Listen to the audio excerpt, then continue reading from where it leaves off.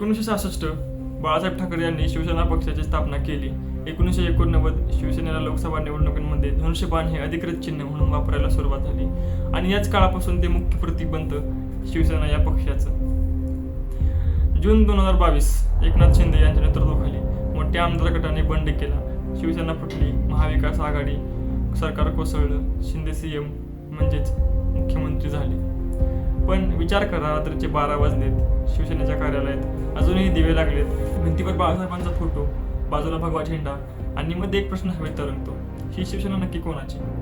आजच्या या व्हिडिओमध्ये तुम्हाला एका चिन्हाची, एका पक्षाची आणि 2 नेत्यांची गोष्ट सांगणार आहे. नाव शिवसेना, चिन्ह धनुष्यबाण आणि सामना ठाकरे विरुद्ध शिंदे. नमस्कार मंडळी, आपल्या सगळ्यांचं स्वागत आहे. आज आपण महाराष्ट्राच्या राजकारणातील सर्वात मोठ्या वादावर बोलणार आहोत. शिवसेना कोणाची आणि धनुष्यबाण चिन्ह कोणाचं? ठाकरे विरुद्ध शिंदे, इतिहास, तारका, कोर्ट केस आणि पुढचं चित्र सगळं एकाच व्हिडिओत बघूया. त्या अगोदर शिवसेना आणि धनुष्यबाण यांचा छोटासा इतिहास बघणं महत्त्वाचं आहे. शिवसेनेची स्थापना 1966 साली बाळासाहेब ठाकरे यांनी मुंबईत केली. उद्देश होता मराठी माणसाला अधिकार मिळवून देणं आणि नंतर हळूहळू हिंदुत्वाची भूमिका ठळक करण्याकडे पक्ष वळला. सुरुवातीला शिवसेनेचा फोकस मुंबई, ठाणे इथल्या कामगार, मध्यमवर्गीय आणि स्थानिक स्वराज्य संस्थांवर होता.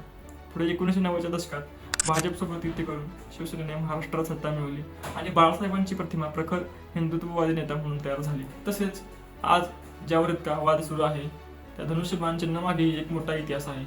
शिवसेना सुरुवातीला वेगवेगळ्या चिन्हांवर निवडणुका लढवायची, कधी ढाल, तलवार, कधी इतर चिन्ह. 1989च्या लोकसभा निवडणुकीत प्रथमच शिवसेनेला अधिकृतपणे धनुष्यबाण हे चिन्ह मिळालं. जवळजवळ 33 वर्षे म्हणजेच 1989 ते 2022 शिवसेनेची ओळख म्हणजे भगवा, वाघ आणि धनुष्यबाण अशी झाली. राम मंदिर आंदोलनाचा काळ, हिंदुत्व आणि रामाचं आयुध म्हणून धनुष्यबाण हे चिन्ह शिवसेनेने आपली ओळख म्हणून स्वीकारलं. 1989 पासून पुढची कित्येक वर्षे महाराष्ट्रातील पोस्टर, भिंती, झाडावर लावलेले झेंडे, सगळीकडे भगव्याबरोबर धनुष्यबाण दिसू लागला. लोकांच्या डोक्यात एक सरळ इक्वेशन बसलं, धनुष्यबाण म्हणजे शिवसेना आणि शिवसेना म्हणजे बाळासाहेब ठाकरे. 2022 ची फूट, ठाकरे विरुद्ध शिंदे, गोष्ट इथेच संपत नाही. 2022 मध्ये शिवसेनेत मोठी फूट पडली.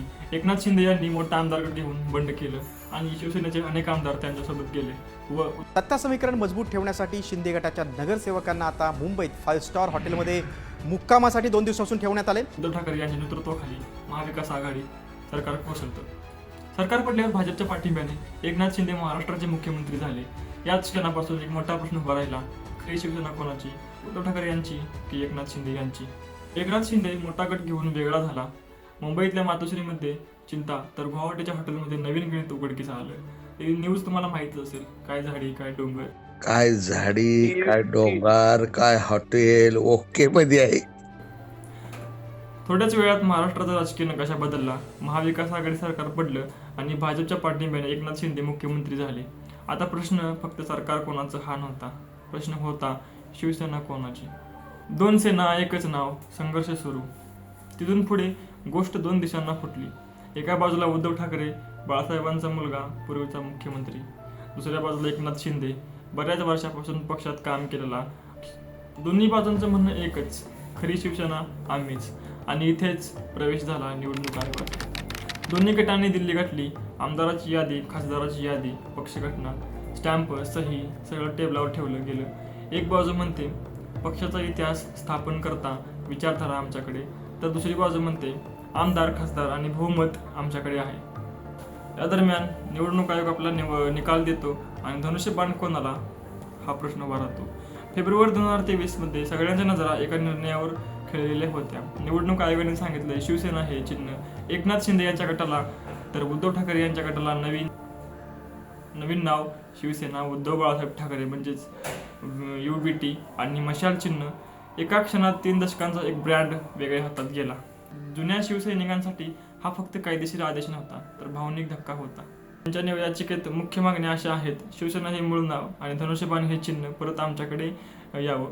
निवडणूक आयोगाने फक्त बहुमतावर आधार न ठेवता पक्षघटना, इतिहास आणि बाळासाहेबांशी असलेली जोड हाही विचारात घ्यावा. शिंदे गटाला शिवसेनेचं नाव आणि चिन्ह वापरण्यापासून रोखावं. उद्धव ठाकरे यांच्या बाजूने असा मुद्दा मांडला जातो की पक्षाची स्थापना ठाकरे कुटुंबाने केली. त्यांनी लिहिली आणि विचारधारा त्यांनी आकारली, त्यामुळे चिन्हावर अधिकार त्यांचाच असावा. त्यानंतर ही याचिका सुप्रीम कोर्टात जाते. धनुष्यबाण आणि शिवसेना नाव परत द्या.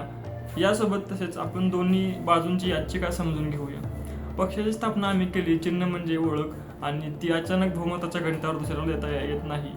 2 वर्ष सुनावण्या, तारखा पुढे ढकललेले दिवस आणि 2026च्या सुरुवातीला केस निर्णायक टप्प्यात पोहोचला. एकच प्रश्न होता, हा धनुष्यबाण कोणाच्या हातात कायमचा दिसणार? शिंदे गटाची भूमिका दुसऱ्या बाजूला. एकनाथ शिंदे गटाचं म्हणणं असं आहे की लोकशाहीत बहुमताला महत्त्व असतं.